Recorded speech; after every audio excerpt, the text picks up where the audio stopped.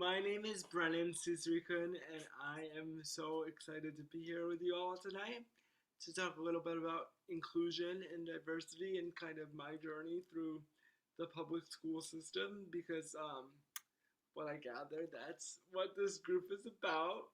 Um, and so I guess I'll start from the very beginning, which I think is a very good place to start. I have cerebral palsy and I use a wheelchair. I went through public school from kindergarten to 12th grade. Well, before that, actually. Um, I went to early intervention in a public school. Yeah. Um, so, like, early intervention, preschool, and then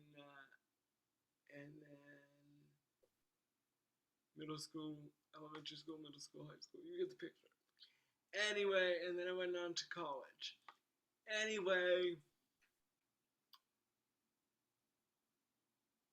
in school, I have to tell you, looking back, I did feel super excluded and different. Like, you know what I mean? I don't think at the time,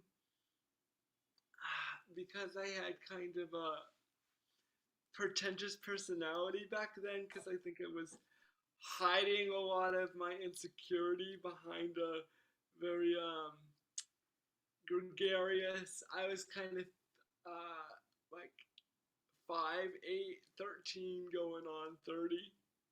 Like I was a child adult.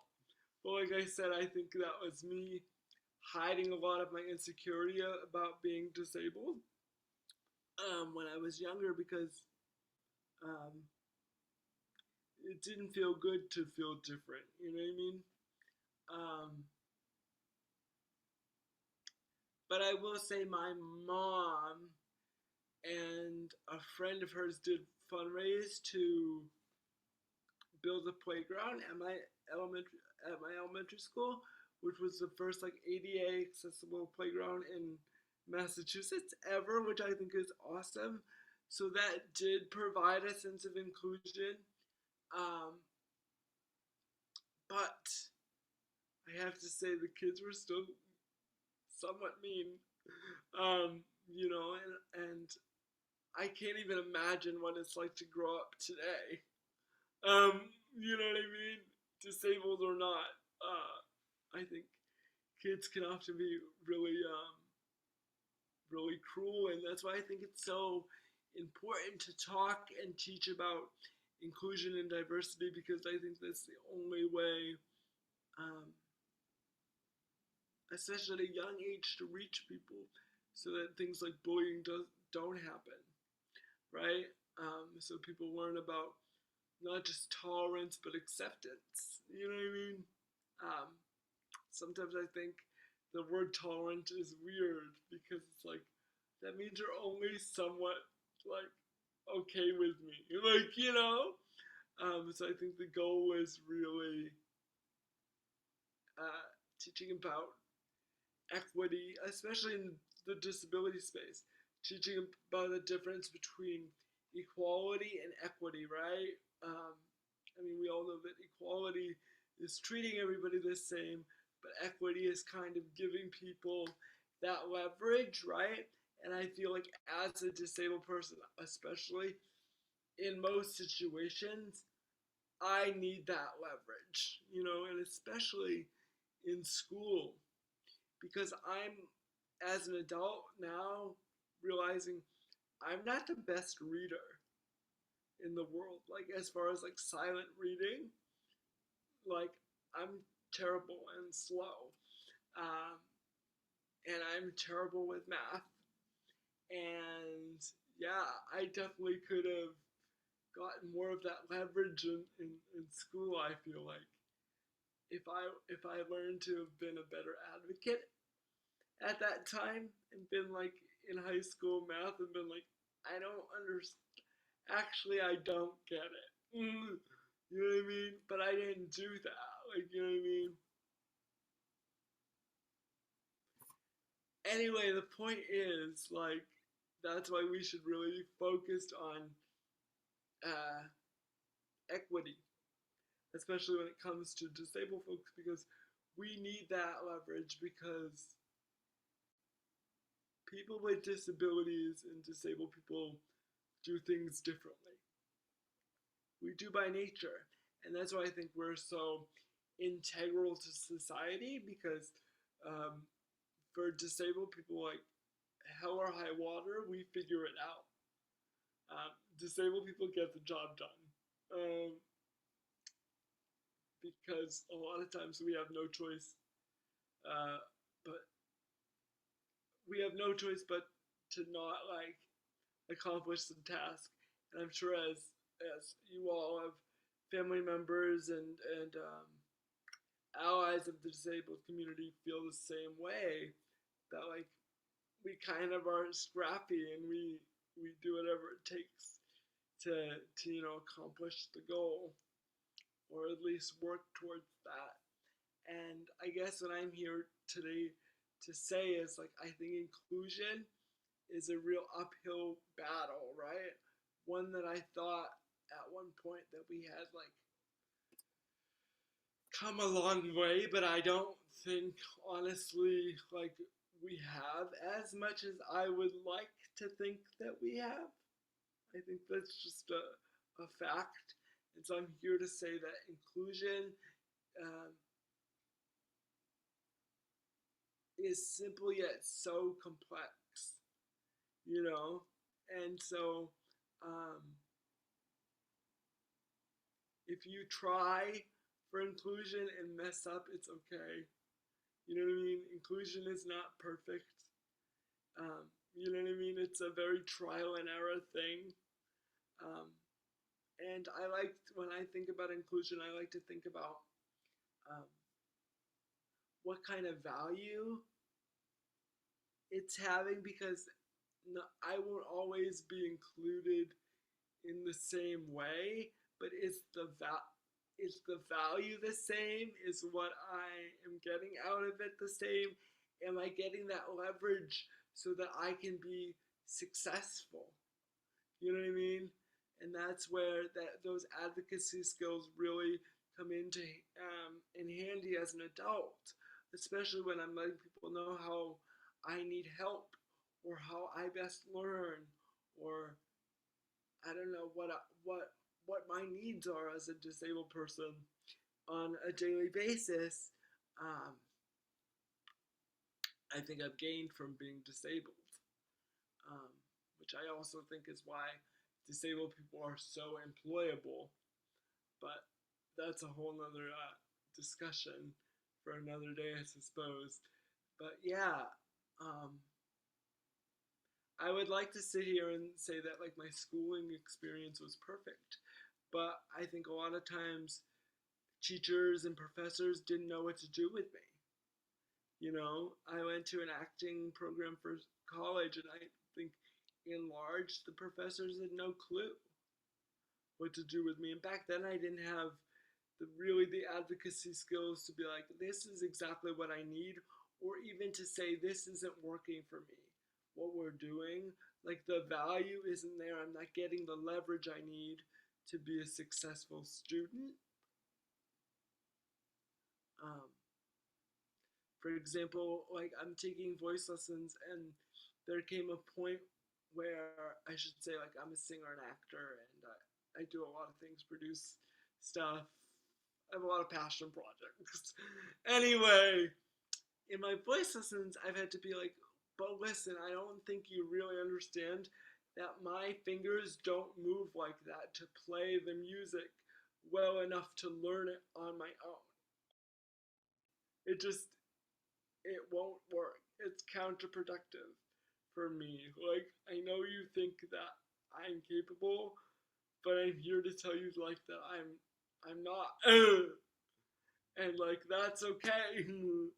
You know, because in the same breath, I'm disabled, and that's more than okay. You know, disabled people, I think disability, even though it is challenging, is overwhelmingly positive most of the time. You know what I mean?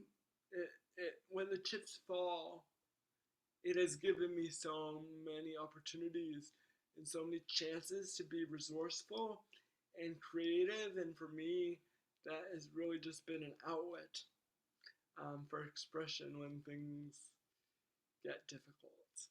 Um, yeah, I wish I was a better student advocate back in the day, even like in middle school. I remember math class especially.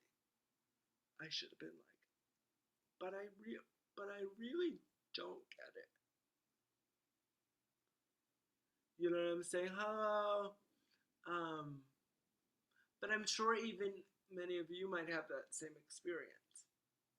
Like looking back, you're like, I could have definitely advocated for myself way better, and I just let it pass by because I was scared, right, of people's reactions, which is totally um, valid, right? But um, it's just very interesting to think about. Um, and granted, there were things that I did advocate for, right? But it another thing I mean to say is sometimes when you're forced into advocacy, it can get tiring, and you're like, I don't want to fight that battle though. And sometimes I feel like non-disabled people can look at that and be like, but you really need to be on them about that, blah blah blah. And I want to say, but you don't get it. When you have to advocate every day for every little thing, sometimes you just don't want to. And so that's why you leave it be. And so I'm here to say, like, if that happens sometimes, like, cut yourself a break. Really. Because being a constant advocate in a world that really wasn't made for disabled people, let's be honest. Like, the ADA is how many years old? It's like a baby. It's a baby, basically. You know? It's not like it's even been 50 years. It hasn't been. Um,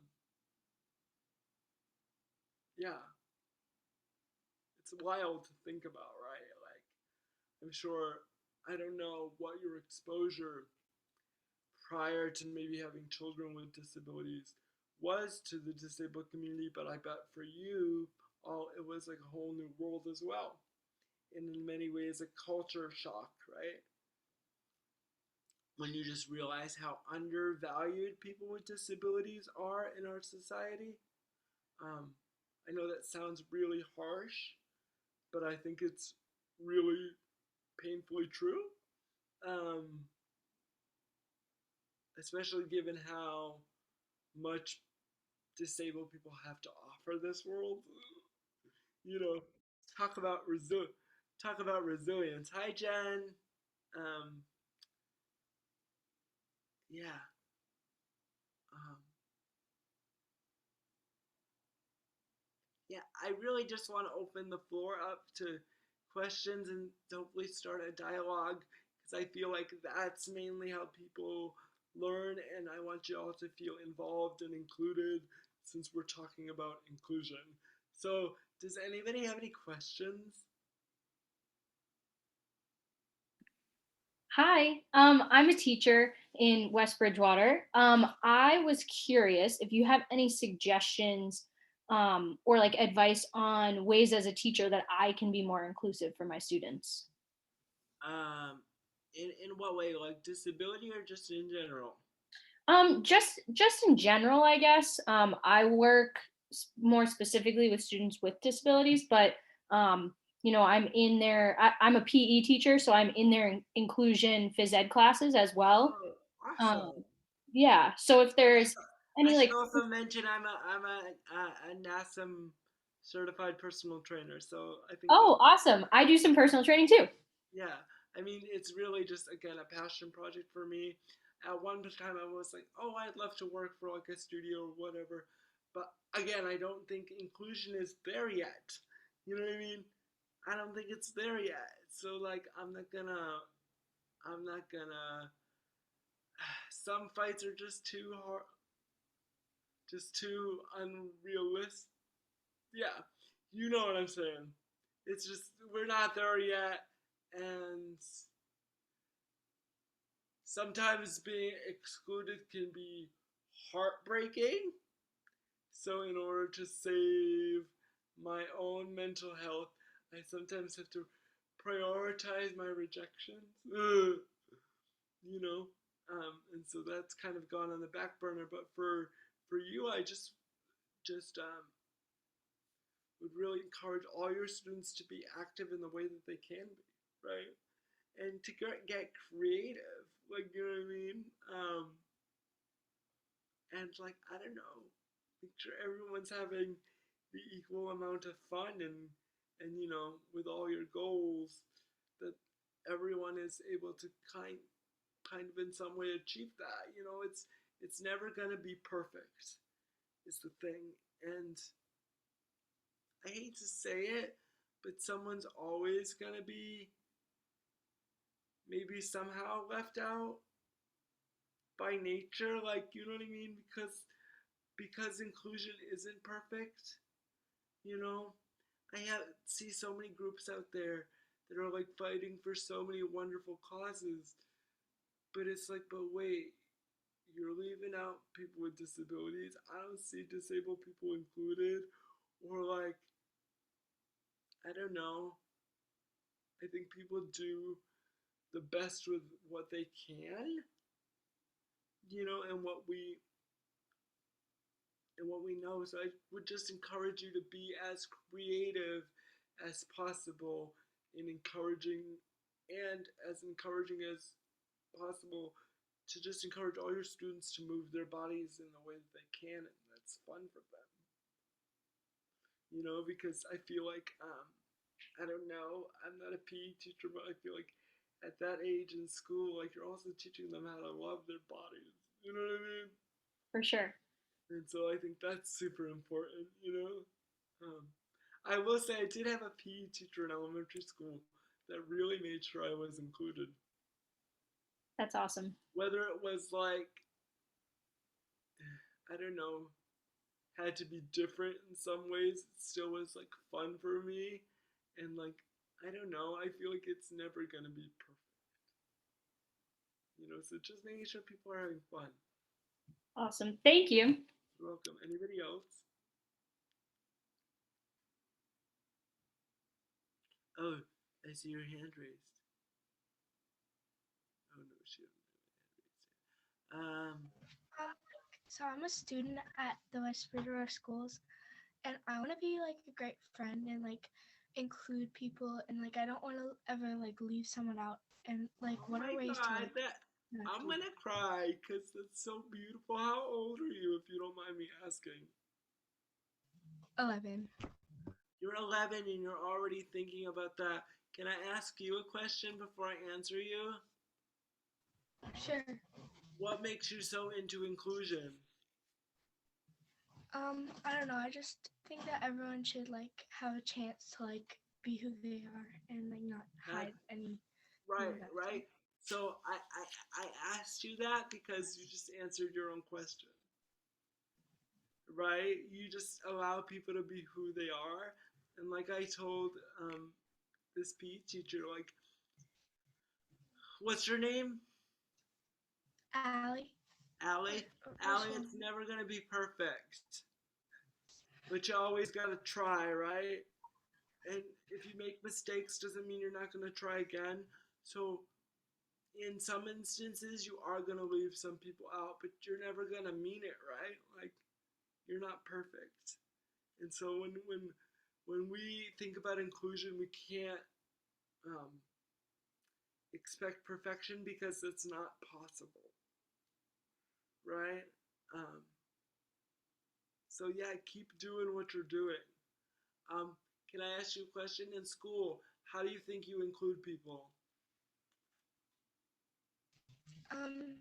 Just kind of treating them like how I treat my friends. Like Yeah.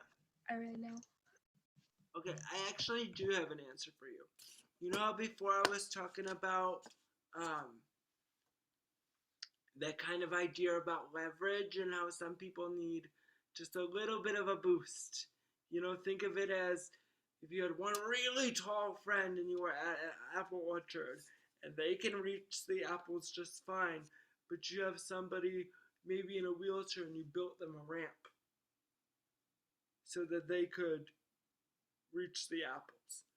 Sometimes you gotta, they say treat everybody the same, right? But sometimes you gotta think about that that that idea of leveraging to equity.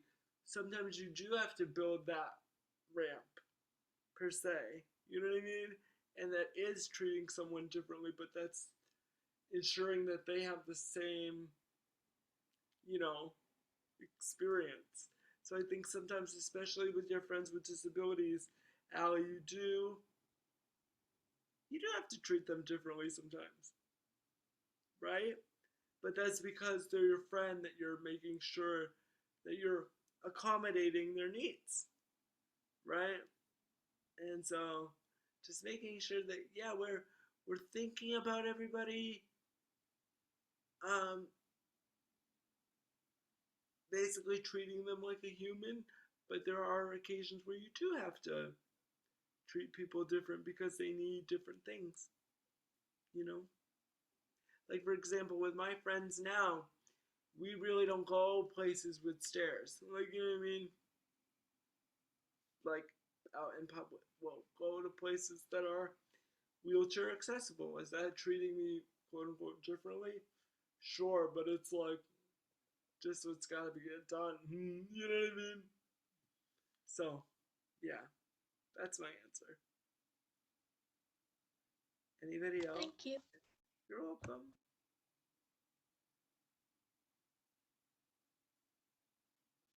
Let's see in the chat if anybody wrote.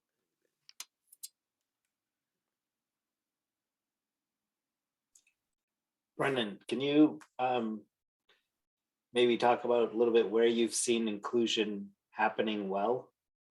Oh, okay, cool. Where I've seen inclusion happen well.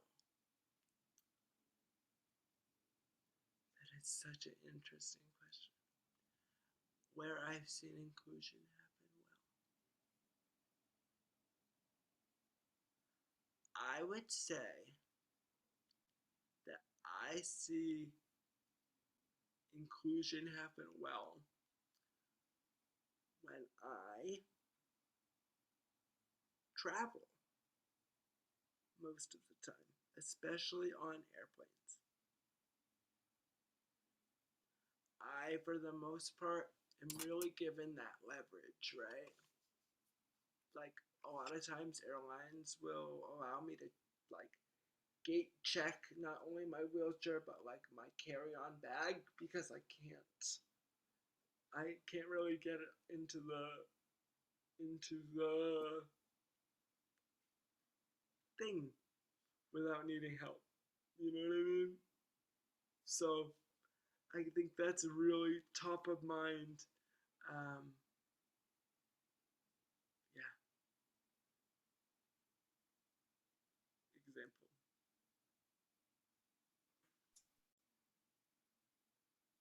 Oh, have I had trouble? No, I haven't actually. Oh my god, and Tabitha, I do remember you. Hi. What's up? Hi. Um, no, I really haven't, which has been lucky, but I don't really travel in my power chair at all. I don't want to risk anything happening in that way. So I usually just take my manual wheelchair, which is like way lighter, and I've seen the videos on YouTube, let's just say, about them trying to um, put heavy power chairs onto planes. I think we probably all have and all heard the horror stories when folks landed. Brennan, I had another question, if you don't mind. Yeah. So when working, thinking back to when you were in high school and kind of transitioning to adulthood, what were the best things that the people that helped you and supported you did to help you, have the inclusion and continue to keep, your sense of self and independence? Say I got a lot of encouragement from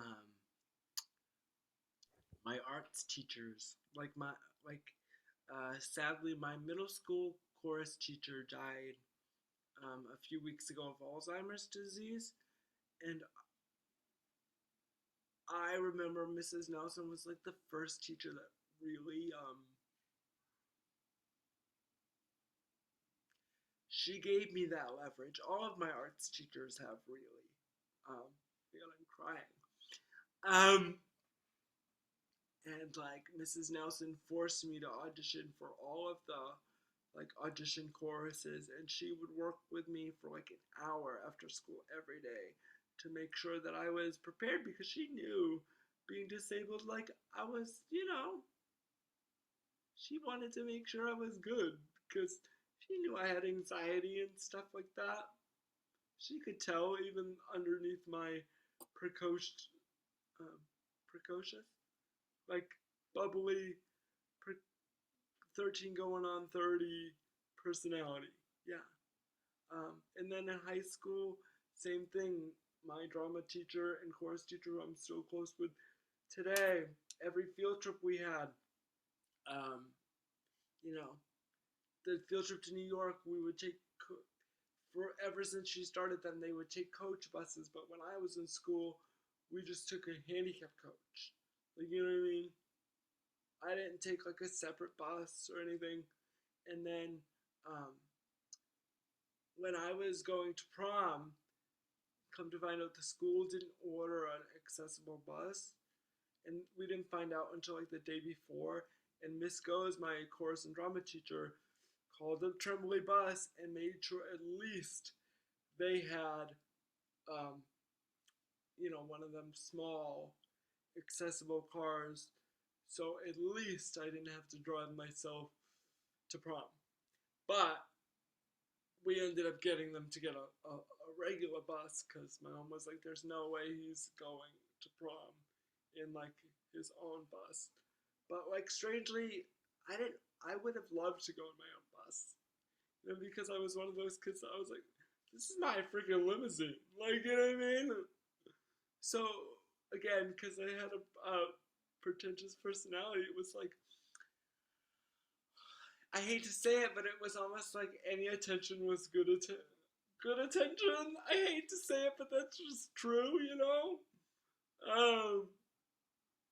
But like looking back, I'm like, oh, that wasn't good. Or like when my sensei in karate gave me like a participation trophy, and my mom was really mad. Like I didn't understand that, because it's like, but wait, he gave me a shiny thing in front of everyone. Like, but looking back, I'm like, oh, that was kind of messed up. Because I didn't really do anything but be disabled. You know?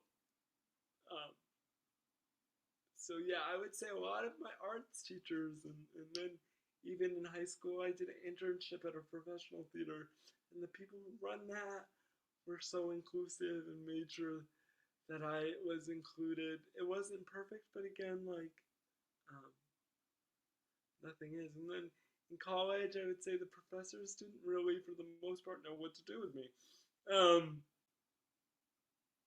But again, there were those people, like my voice teacher in college, and the staff at companies, who really embraced me being disabled, and saw it as an opportunity for mutual growth on both ends. And so I'm still in contact with those people today, and yeah, so I'm really grateful for those people that really did show me that inclusion does work, but it's definitely also an uphill battle. I feel like sometimes we can think like, one day we'll get everybody to realize, what it means to be inclusive. But I think we'll always be kind of fighting some kind of battle for inclusion, right? Because especially with disabilities, like disabilities are still so new, like in many ways. It's just really interesting to think about. Okay, there's a question in the chat. It says, at the beginning you said it didn't feel when what is one thing people did that didn't make me feel good? I would get teased by the kids at school and not getting invited places. And I knew that my brother and sister were leading a different kind of life. Yeah. Not getting invited places, it definitely made me feel different and didn't feel good. Are there like things that people, non-disabled people, say to you, like, or do often now as an adult, that like they don't realize is not inclusive or like offensive in some way, Yeah, that really bothers you? yeah, like assuming I'm a volunteer, being really rude and like mean and like disregarding my existence. Yeah, and just being a general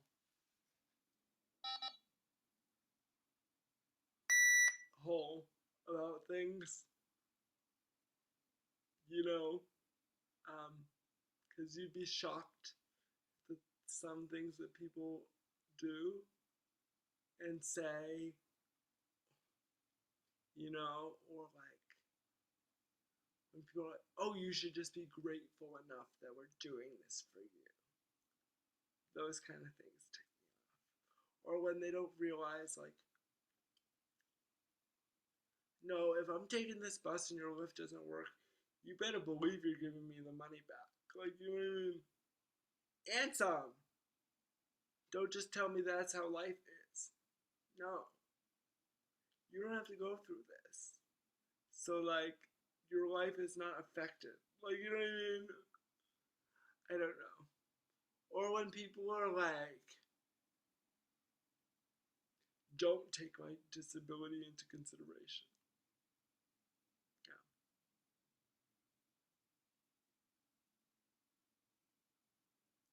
That's bothersome. Anybody else? Hi, Brennan. I'm so excited that I'm able to join you tonight and hear you speak. It's really, truly an honor.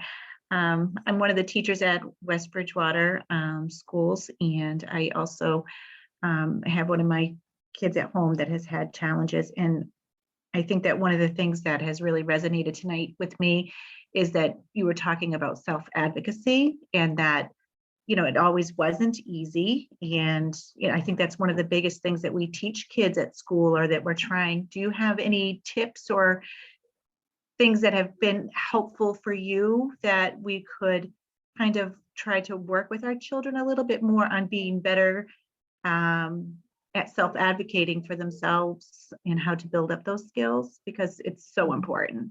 Just recognizing what they need. And just realize and encouraging them to recognize those things and not think of it as like a burden, or like you're bothering anyone, or you're making trouble, or you're inconveniencing anybody, or that it makes them less than to have to ask. You know what I mean? It makes you smart, because you're gonna work better, and that's gonna affect your mental health if you're able to be more successful. You know what I mean? You're gonna and feel more accomplished. Then they're gonna carry those skills into adulthood, hopefully, and then learn how to accommodate others, which is what inclusion really is. Yeah. I would say first step, recognize what it is. Second step, know that it's nothing to apologize for. And then third is teaching them how to, like, I don't know, be nice to people. I think that's the one I see at home. Mine's becoming a good advocator, but it's always how and the way that you do it. Yeah, don't be angry. It's not it's not always attractive. And I find, and I know this is rooted in me being disabled, but I find that I over explain a lot or give information that people don't need or care about, or that it doesn't matter. They don't need to know that. You know what I mean? And a lot of times I bullet now what I need, like the important stuff, because people are busy. You know, and sometimes it's just about meeting the end goal. And like, you're not always going to change the world every day either. You know, it's about those smaller steps, I think. Anybody else? Or anybody at all?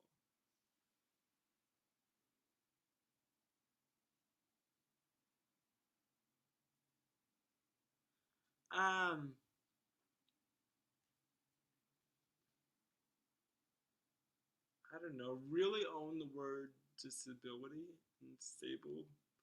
Like, I think there was a time where people thought it was really cool to say, like, handy capable or differently abled, but, like, in reality, like, we only want to choose those words because we think something bad about disability. You know what I mean? Yeah.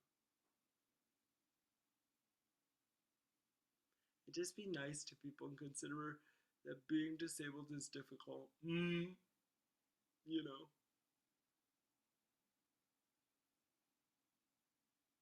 Like, disabled people have to go through some stuff to even, like, exist. You know. And sometimes when people disregard that, it can be really, almost like they're discarding your existence. You know. But then on the same token, it's like, how do you expect people that don't have that same experience? But that's why I think we need to encourage our young people to have imagination. You know, because I think out of imagination breeds empathy. Oh, that's really good. I just came up with that. Oh, I'm writing it down, Brennan. That was fabulous. That was good. I like that. But it's really true, right? And I feel like these days, imagination is really stifled. And I think it's really sad. And I feel like this is gonna sound super freaking dramatic to say, but it's true. Okay? So there's this actress named Laura Bell Bundy. She's famous on TV and on Broadway. She was on How I Met Your Mother and that other show with Anger Management and some other stuff. But she was a child star.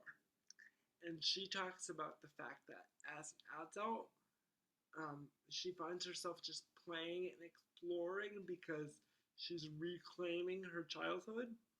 And I feel very much the same way, having grown up in a little bit of an ableist household. That, like, as an adult, I'm reclaiming my childhood by just playing and being artistic and really still crafting my imagination. Yeah, so in a way, it was a blessing, I guess. Anybody else? We have like 20 minutes. Oh, Tabitha? Full of questions. So you had talked a lot earlier, a bit earlier, about how sometimes, advocating is exhausting, and rejection does happen in places, and so you have to prioritize the rejection. How have you utilized or made sure to take care of yourself and all those important self-care components? Okay, listen, let me tell you something. So I'm also an actor, and I audition all the effing time, and I never book anything really. I'll be frankly honest with you, and that rejection also can get hard. So I've just recently, like, I've been producing stuff for about 6 years, but I've just been recently producing my own like short film work. I'm also producing I've produced like a solo performance work for myself in the past, but I'm also planning a cabaret in New York for June 27th of all disabled performers singing iconic roles from musical theater. Um, so I just really maintain that creativity and do things creative for me because I want to. Yeah. There a flyer for that cabaret event? Not yet, but I can. Yes, but you can keep your eye on reallyawesome.com for all the information. Reallyawesome.com? Reallyawesome.com, WHEELIE awesome.com. You'll see all my work for my short film work all there. Thank you. Nothing official. I haven't opened a nonprofit or anything yet, but just so that all my creative endeavors are in one place. And yes, if I monetize at YouTube or whatever, I'm hoping to give all those monies to like doing performing arts workshops for minority groups or something like that. So, and the proceeds from the cabaret are going to workshop or workshops for performers with disabilities, depending on how much money we raise. But yeah, just being creative for me and doing creative projects that really fill my cup is how I think I handle that rejection, both in the arts and then advocating for myself in life.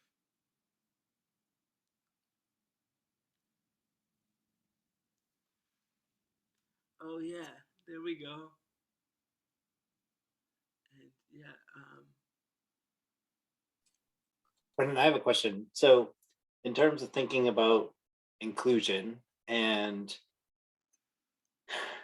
I don't quite know how to ask this or whatever, but would you rather a person try to figure out like what you need and do it, or ask you? Because I know like what you're saying in terms of, I'm trying to balance that with like, advocating for yourself and how like it's always getting tired and tiring it is nice with, to have people like figure it out sometimes. Like when I go for coffee and someone will just automatically put it in the bigger cup for me because they know like the stuff splashes everywhere. Mhm. That feels nice. That definitely feels nice. When I go places and people remember my name or remember what I order and how I order it, like what I mean. That feels nice. So I think it's a delicate balance of like leaning in and listening, but also just like the basic stuff. I don't know. It can sometimes feel good to feel like you were considered ahead of time. Like for this cabaret, the programming manager at the Green Room 42 where we're having it, after I signed the contract, he emailed me back and said, "Oh, we're working on getting a ramp for even easier access." So like that was nice because I didn't even mention that yet. So that was great. Like talk about inclusion. Great. So I think it's a delicate balance. And it's sometimes about it's sometimes about reading the room, you know what I mean? And reading the vibe, you know what I mean? As the kids would say, catching the vibe. It's about catching the vibe. Like, what kind of vibe are you getting from the person? Are they giving you a vibe like, oh, I got this? Or are they giving you a vibe like, oh, I might not get this? Like, you know what I mean? I think it depends. I know that's rather vague, but like, I think some of this stuff is really complex and individualized as well.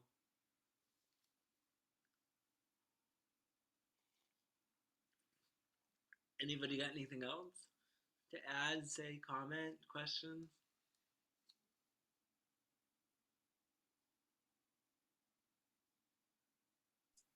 Brennan, there's another question in the chat. Oh, there is.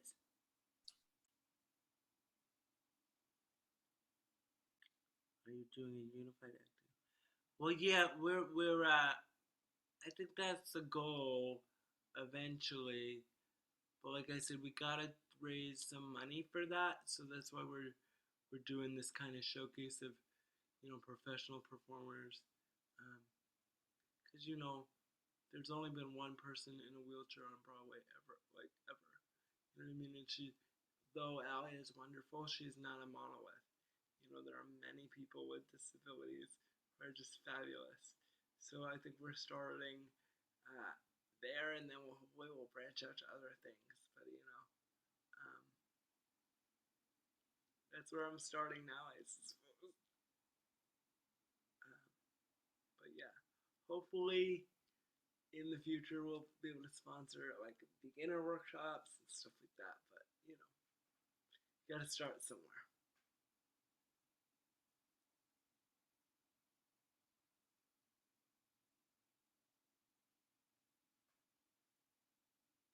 We got about 12 minutes. No, I can't do math. You know what I mean? 14 minutes left. So anybody have anything else to say? Or yeah, I don't know. I could share my screen and we could watch a short film of mine. If no one else is. I vote yes. Okay.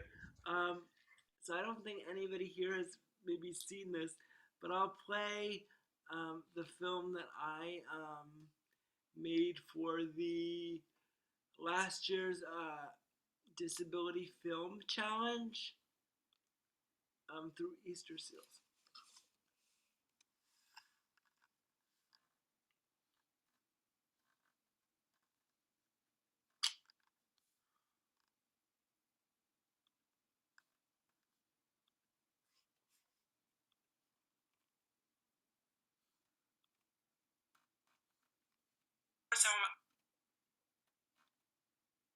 Hold on. Oh, why is it doing that? Hold on. Dismiss. Bigger. Let's see. Could you all hear that just now? Okay.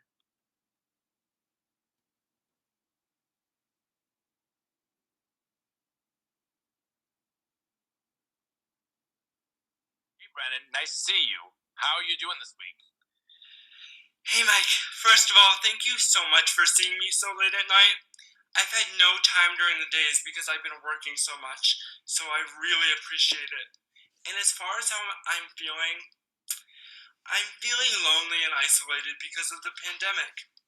I'm trying to manage those emotions, I guess, but it's so up and down. One moment I'm happy, and the next moment I'm in bed crying. When I'm not working, I just sit up here alone. It's so frustrating, Mike. I know it's not easy. We're all going through it. Be easy on yourself. I had an appointment and I canceled it. One part because it's cold outside and I'm a wuss, and the other part is I'm just sad. When I'm not working, I just sit up here alone, and I don't know what to do. Look, what do you do when you feel sad?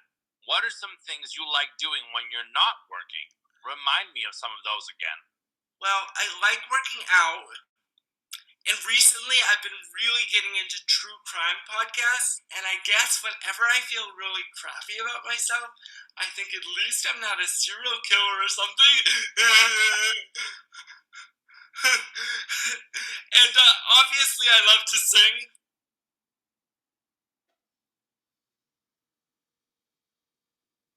When I sing, and it's right, it feels so good. It's like my body transcends into another plane, another world. I know it sounds woo-woo.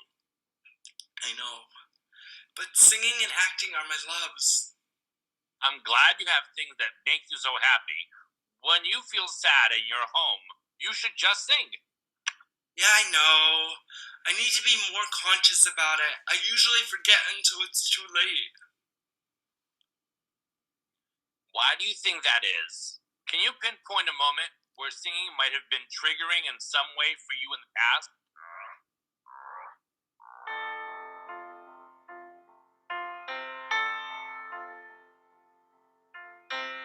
It's funny.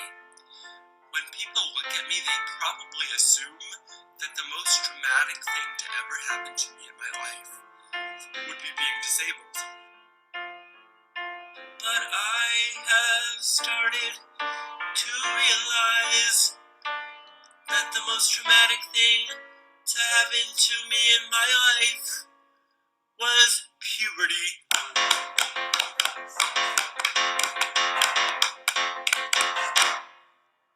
Whoa, my voice is changing, whoa. My life was rearranging. I remember that day like it was yesterday, when I realized that everything had changed. This goes as me to C a major scale. Little did I know my voice was going to fail. She started at the tonic and way up there. I let out a crack and then it was just air. What is happening to me? How will I let a Tony if I can't sing a C? Maybe I'll change the key.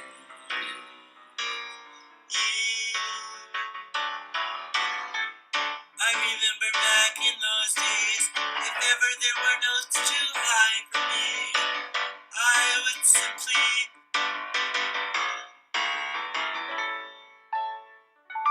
but my voice is mine. Beautiful tone. It's meant for so much more than making pretty sounds. It's for equity and justice for all.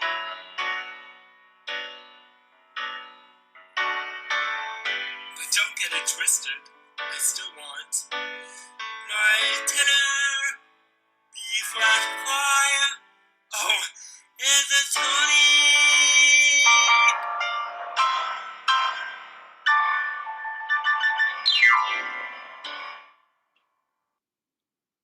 Listen, Mike, thank you so much for hearing me out. I really appreciate it. Are we in the books for next week? Yes, you are. Have a great day and be well. Thank you.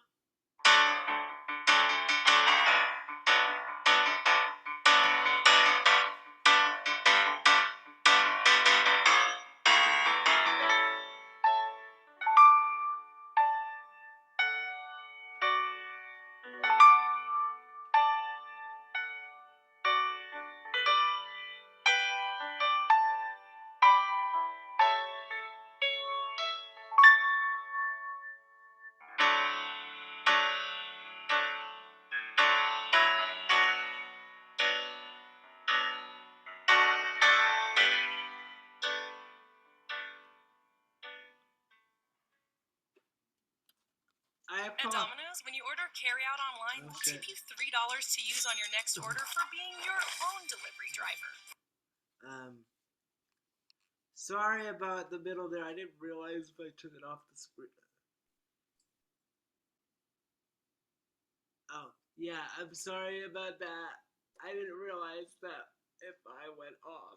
But I don't know, my brain is not working sometimes. I didn't realize that if you click off the video that it wasn't sharing it.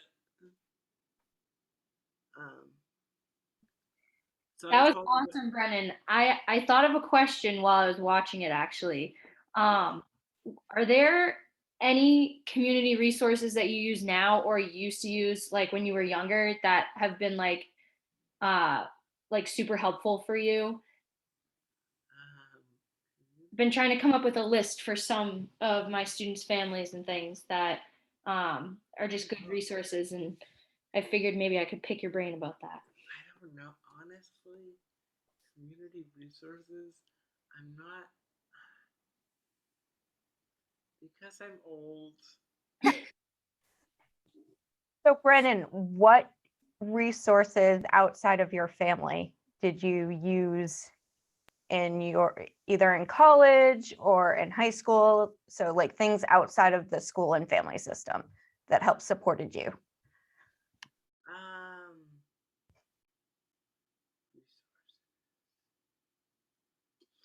like I said, I was that theater back home that I did that apprenticeship at was huge for my development, and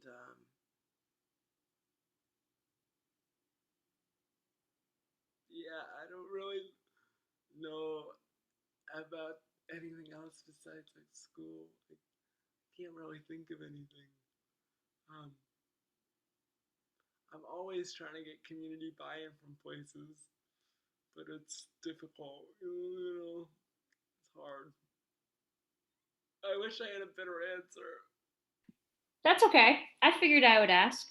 I think like with the theater, like that's a good point. Like I guess just trying to think of places where like my students feel comfortable and included. Like I just want to find some of those resources. Yeah, for sure, for sure. Yeah, I think theater companies are a great place to start.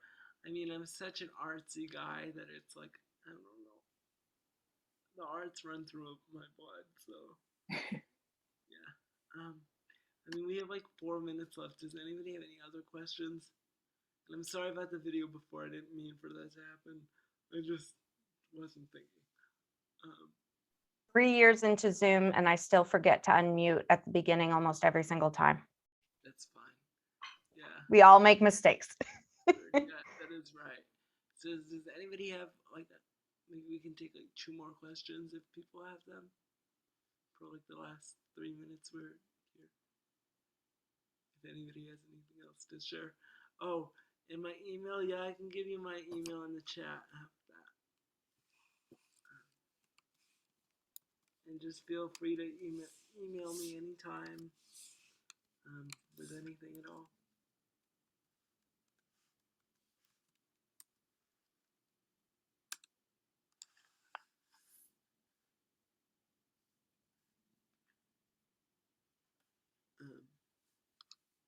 Yeah.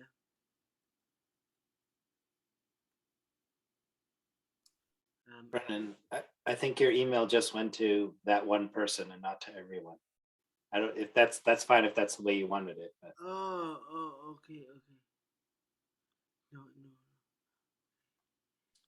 Copy. Yes, I did it wrong. I think that's better. And so with that, any final questions, or I think we can. Brendan, is it Hotmail? Oh yeah, Hotmail. Sorry, I'm also the worst. I'm also the worst typist in the world as well. So if you ever email me and it comes back sounding very strange, forgive me. Well, thank you, Brennan, for an incredible evening. This has been so laughter. awesome. Thank you guys for this. This has been great, and I'm so glad to be able to be with you today. And please, again, email me anytime with anything, and I hope to see you again. And Allie, great job, and thanks, Linda, for coming, and thanks, Jason and Melissa, and everybody, Tabitha, You're more than welcome. for coming, Mary. Yeah, just thank you, everybody. Have a great night. Be safe, okay? Thank you, everyone. Bye. Have a great evening. Bye.